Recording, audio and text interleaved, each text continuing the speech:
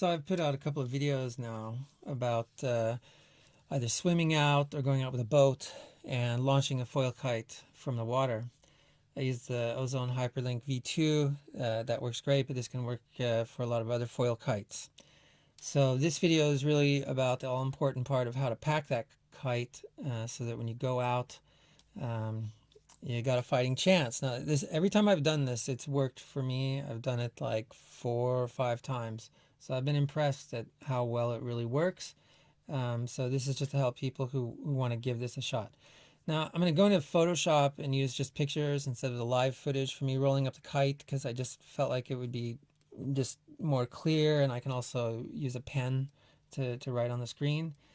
At the end, I'll show a little bit of the live footage just so you see it more in sort of real life, and I'll also throw in a few tips right at the end, a couple of little extras.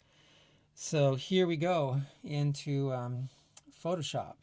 So here we've got our picture of a kite on a picture of a beach laid out. So you're going to just lay out your kite straight, and then you're going to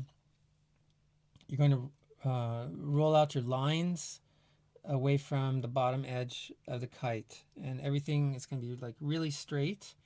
And what's important is how you then roll the lines up. So once you get the lines all the way out and you see that there's no twists or anything, and you've got your bar laying on the grass or the beach, whatever, you want to do this. The whole thing is that the lines are rolled up so they're even, and that the kite is in a backstalled position. So backstalled would be that the steering lines are tighter, so pulled more in than the flying lines in the middle. So to accomplish that, you can see that I've pulled the steering lines in a bit. So you have these like loose loops down here, so they're just pulled in, which happens fairly naturally, with these floats. If you just pull the floats in, it's pretty natural.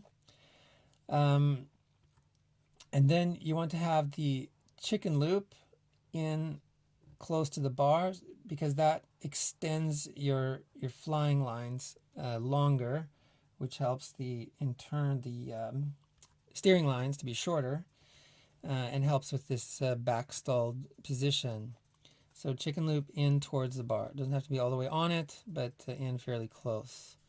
The other thing you want to be sure of is that your D-power is completely loose. If you tighten the D-power, that shortens the front lines and reduces this backstalled position you're looking for.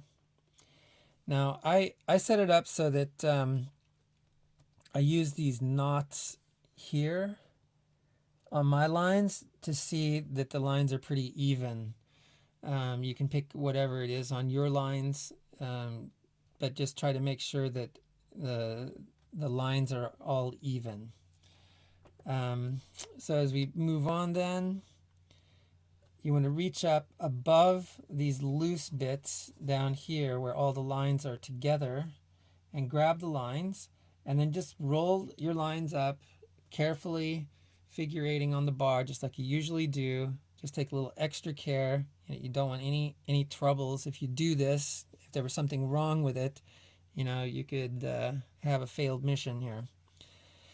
So I'm rolling up the lines, and I get up to where I'm close to the kite, and I get the bar until it's about 1.5 meters from the tip of the kite ish. About 1.5 meters from the tip. So then I lay the bar just up above the kite on the right hand side. Now when you've done this, it will be pulling the tip kind of over, so don't expect the kite to be laying flat out like this at that point. Now once it's in that position, you're going to make the first fold, which is to fold the tips in towards the middle. I don't fold them all the way into the middle, but you're looking at about folding approximately 1.5 meters of tip in towards the middle. I don't think it's super critical. I just, wouldn't make it too small or too big, but about 1.5 meters of tip in towards the middle of the kite. Once you get it like that, then you're going to fold the whole thing in half. So I'm going to take this half and fold it over on top of that half, so that then you have something that looks something like that. So the tips are tucked in on the inside, and you've almost got kind of a square at this point. Once you've got it like that, then you want to add, put the bar up on top of the kite. I have just the tip and the chicken loop sticking off the edge of the front edge of the kite.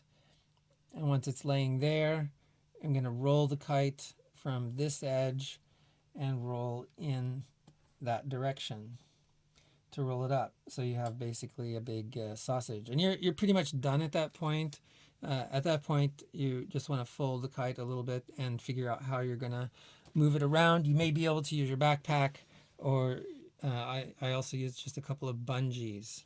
So now I'm going to switch over to the live view, so you just see that a little bit and then a couple of tips, and we're done.